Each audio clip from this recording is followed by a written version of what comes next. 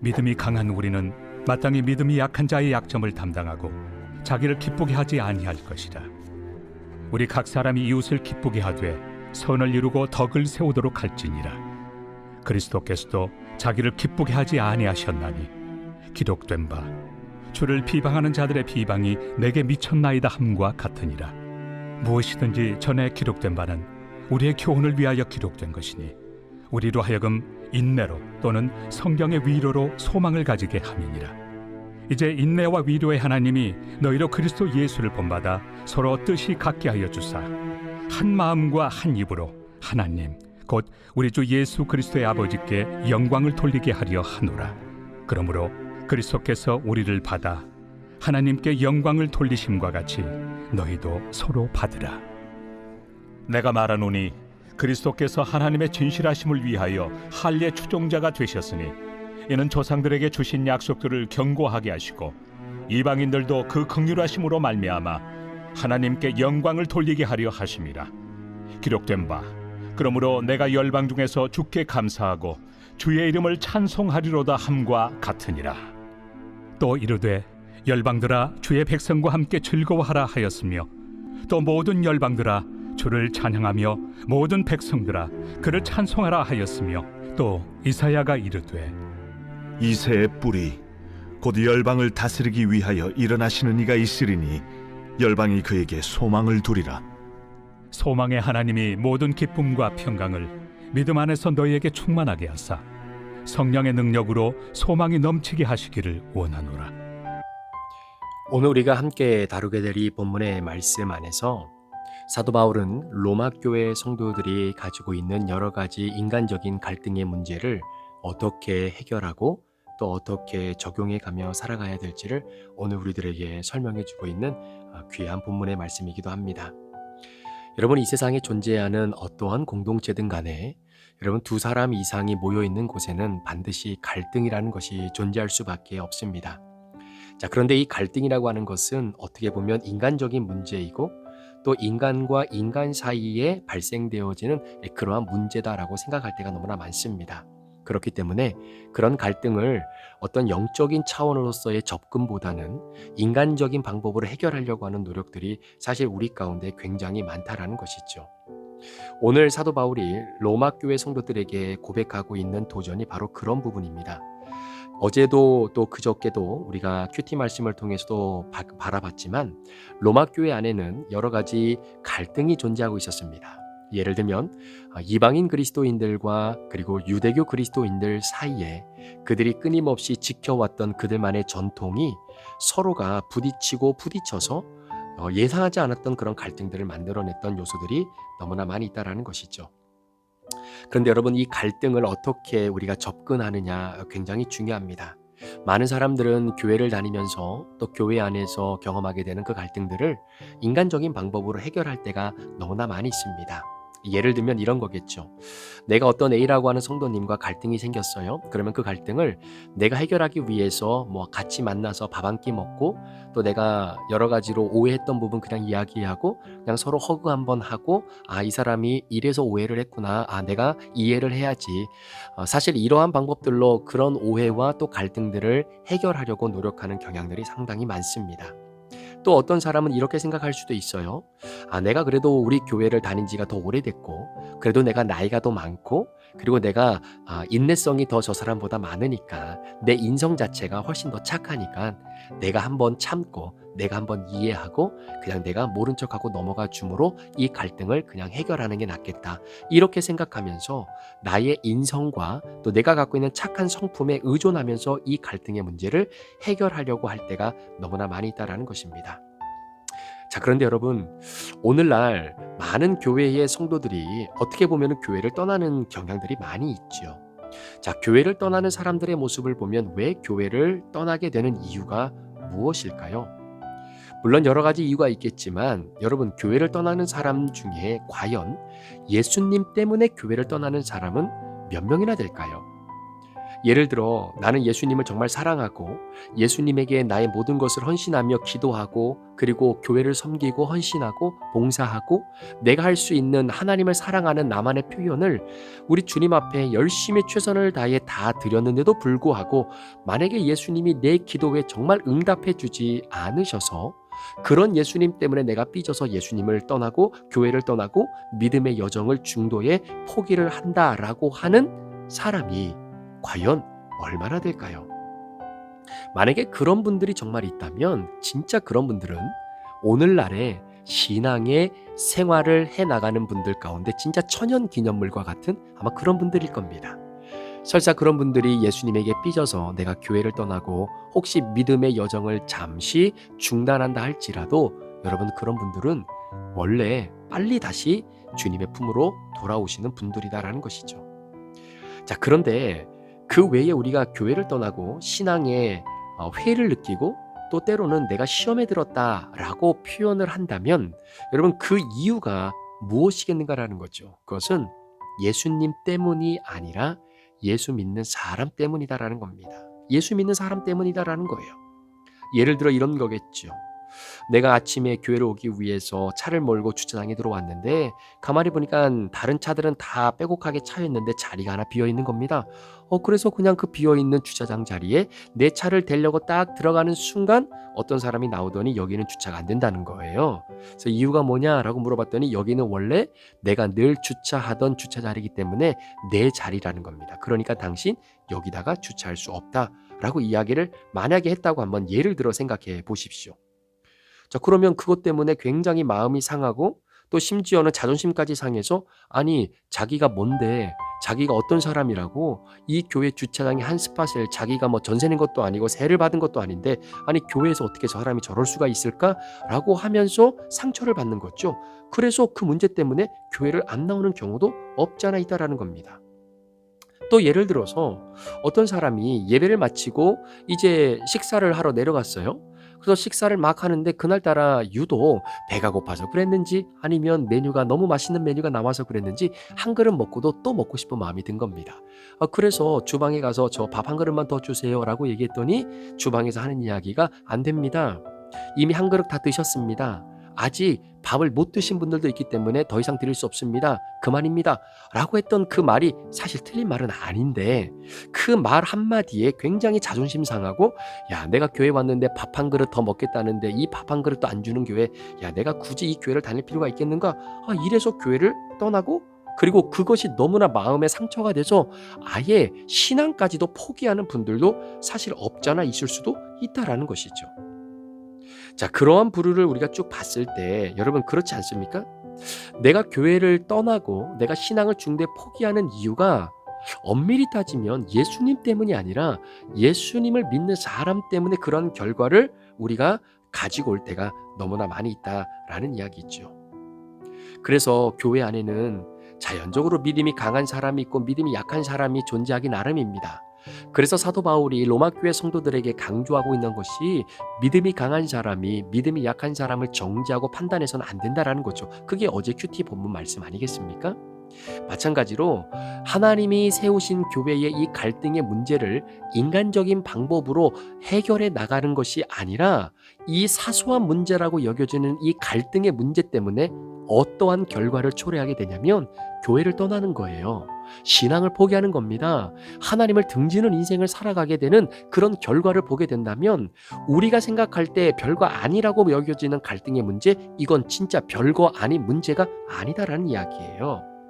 그래서 오늘 사도 바울은 이러한 인간적으로 해결하려고 노력하는 내 참된 나의 착한 본성과 인성과 그리고 넓은 이런 이해심으로 이런 갈등을 해결해 나가기를 소망하고 원하는 사람들에게 오늘 사도 바울이 도전하고 있는 겁니다. 이 갈등의 문제, 인간적인 문제로 바라보는 것이 아니라 영적인 문제로 바라봐야 된다는 거예요. 영적인 처방으로 다가가야 되는 문제다라고 이야기를 하고 있는 것입니다. 여러분 어떠십니까? 우리에게 이루어진 갈등, 이거를 내 스스로 해결하려고 노력해도 때로는 그것이 잘 안 될 때가 더 많죠.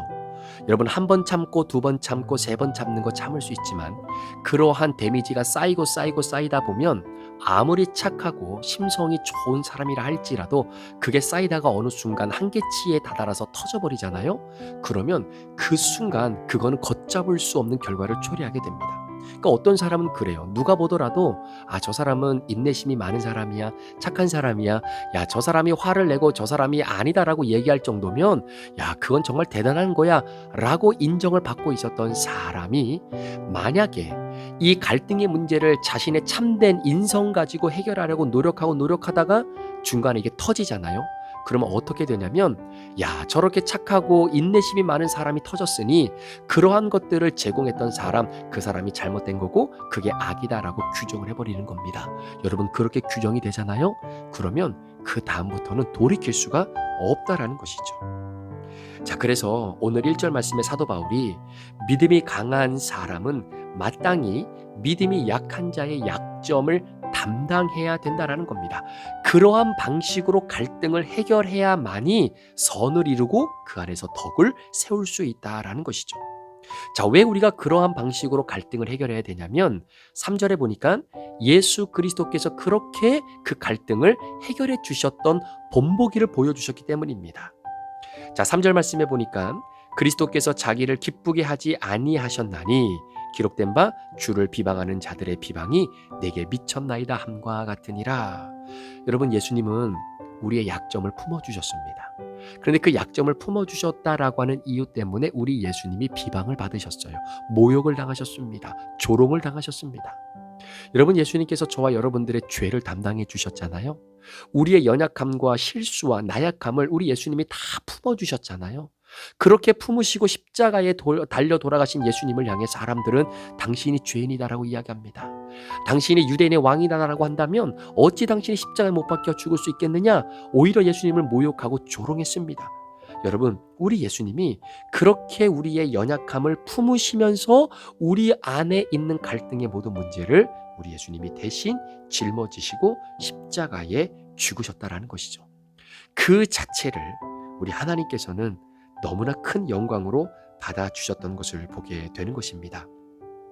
자, 오늘 4절 말씀을 한번 보십시오. 무엇이든지 전에 기록된 바는 우리의 교훈을 위하여 기록된 것이니 우리로 하여금 인내로 또는 성경의 위로로 소망을 가지게 함이니라.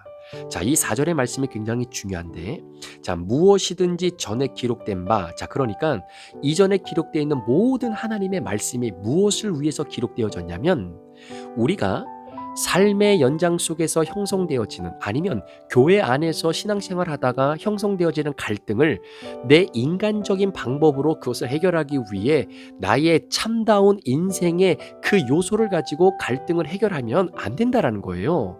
그게 가능할 수 없다라는 겁니다. 그 인간의 참된 인성과 본성과 그리고 내가 갖고 있는 그 위로함, 그러한 어떤 착한 본성, 이거 가지고는 절대로 우리에게 위로를 찾을 수 없고 인내를 찾을 수 없고 소망을 그 안에서 발견할 수 없다라는 겁니다. 그 대신 인간적인 방법이 아니라 전에 기록되어진 하나님의 말씀, 그 말씀 안에서 지금 내가 해결해야 되는 이 갈등의 문제의 접근을 말씀이 우리에게 주는 인내로, 말씀이 우리에게 주는 소망으로, 말씀이 우리에게 주는 위로로 그 갈등을 해결할 수 있어야 된다는 거예요. 자, 다시 한번 말씀드리면 내가 갖고 있는 착한 본성, 참된 인성, 이런 것 가지고 이 갈등을 해결할 수 없다라는 겁니다. 어느 누구도 해결할 수 없다라는 이야기예요. 그러나 그렇게 해결할 수 없는 내 인성을 내려놓고 전에 기록되어 있는 하나님의 말씀 안에서 내가 이해할 수 없고 내가 그리고 위로받을 수 없는 상황에서도 말씀이 주시는 위로로 그 갈등을 해결할 수 있고, 말씀이 주는 인내로 내가 참아낼 수 있고, 말씀이 주는 소망으로 이 갈등의 문제를 바라보며 나아갈 수 있게 된다는 사실입니다. 그래서 4절에 하나님께서 우리에게 주시는 그 도전은 바로 갈등은 우리 인간 사이에서 펼쳐지는 모든 어려운 문제들은 말씀 안에서 인내와 소망과 그리고 위로를 발견할 수 있어야 된다라고 하는 말씀인 것이죠. 자, 7절 말씀을 한번 보실까요?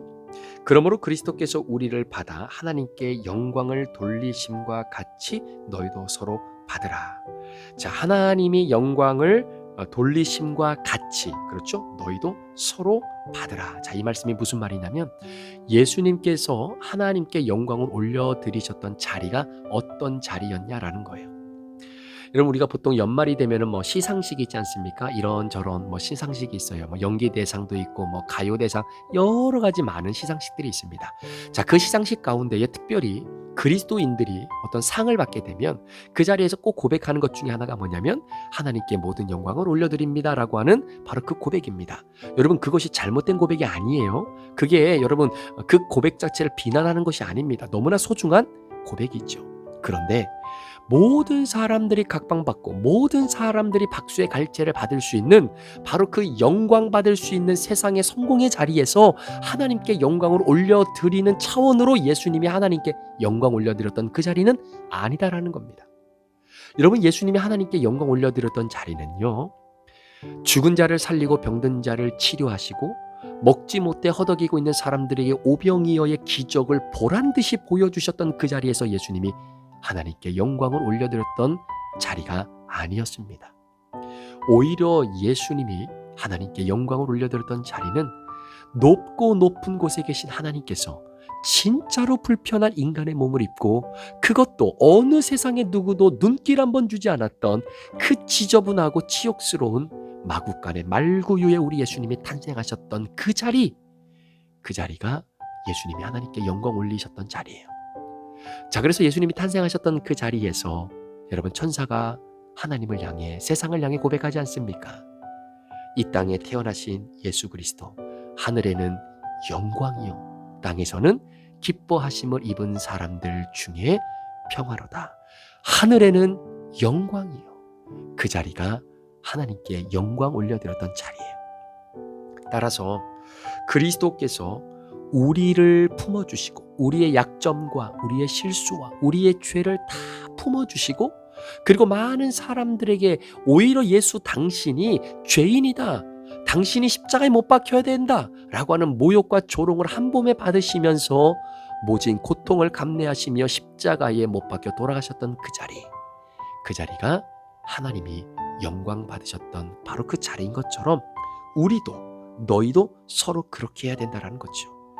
우리가 갈등을 해결할 때 내 인간적인 요소와 방법들로 어떻게든 머리를 굴려가서 정말로 이렇게 하면 좀 마음이 풀어지고 이렇게 좀 선물해주면 이 사람의 마음이 좀 녹아져서 이 갈등을 잘 해결할 수 있겠지, 인간적인 방법으로 나가면요, 여러분, 다람쥐 쳇바퀴 돌도 그 고통은 계속해서 반복되는 것입니다.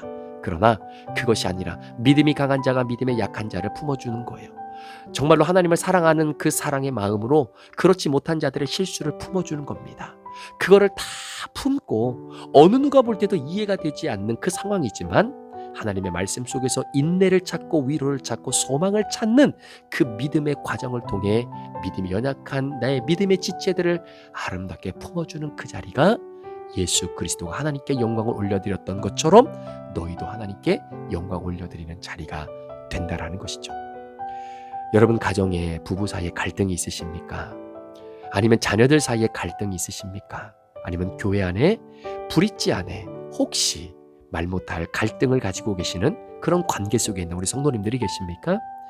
여러분들이 갖고 있는 착한 본성, 넓고 넓은 바다와 같은 인내심, 여러분, 그걸로는 그 갈등이 해결되지 않습니다. 성경이 우리에게 말하고 있는 해결의 방법은 말씀 안에서 인내를 찾고, 말씀 속에서 거룩함을 찾고, 말씀 속에서 거룩과 그리고 소망을 기대하며 하나님께 영광 올려드렸던 예수님의 그 자리에서처럼 우리도 그러한 자리를 통해 하나님께 영광 올려드릴 수 있도록 믿음이 연약한 자들의 마음을 예수님이 우리를 품으셨던 것처럼 그렇게 품고 나아갈 때에 갈등은 아름답게 해결이 되는 것이죠. 여러분, 야곱이 에서를 만나기 전에 자신이 어떻게든 살아보려고, 또 에서의 마음을 어떻게든 녹여보려고 모든 재산도 두 대로 나누고 다 두 대로 나뉘어서 형 에서의 마음을 녹여보려고 애를 씁니다. 그런데 그게 녹아치던가요? 그 갈등의 문제가 해결되던가요? 형 에서가 진짜로 동생 야곱을 칼로 한 칼에 베기 위해서 그렇게 눈에 불을 켜고 야곱을 기다리고 있었던 그 에서의 마음을 무엇으로 녹일 수 있겠습니까? 무엇으로 그것을 바꿔낼 수 있겠느냐라는 거죠. 그런데 여러분, 정말로 예상치 못하게 에서의 마음이 한순간에 확 녹아지는 것이 있습니다. 그 이유가 뭔지 아십니까? 자, 동력이 트고 해가 이제는 점점점 밝아오는 그때 저 멀리서 한 사람이 다리를 절면서 뚜벅뚜벅 걸어옵니다.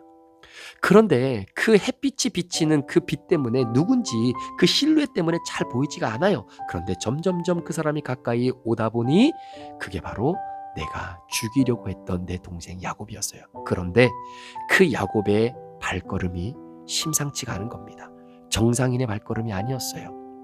그날 밤, 그 전날 밤이죠. 하나님과 씨름하면서 환도뼈가 부러져 이제는 제대로 걸을 수 없는 바로 그러한 장애를 입을 수밖에 없는 내 동생을 바라보는 그 순간, 여러분, 에서의 마음이 눈 녹듯 사라지며 단숨에 달려가 야곱을 가슴에 품고 뜨거운 눈물을 흘리게 되는 모습을 보게 되는 것입니다. 바로 그 환도뼈가 부러졌던 그 자리가 바로 하나님의 영광을 드러냈던 자리였죠. 내 인생, 야곱이라고 하는 이 파란만장한 내 삶을 하나님 주인 되어 주십시오라고 고백했던 바로 그 자리, 예수 그리스도께서 우리의 아픔과 실수와 연약함을 품고 십자가에 못 박혀 돌아가시어 하나님께 영광을 올려드리셨던 바로 그 자리, 그 자리를 통해 하나님이 에서의 마음을 녹여주신 겁니다. 사랑하는 우리 성도 여러분, 오늘 하루 여러분들이 어떠한 생각과 어떤 마음 때문에 혹시 교회와 좀 멀어져 있는 분이 계십니까?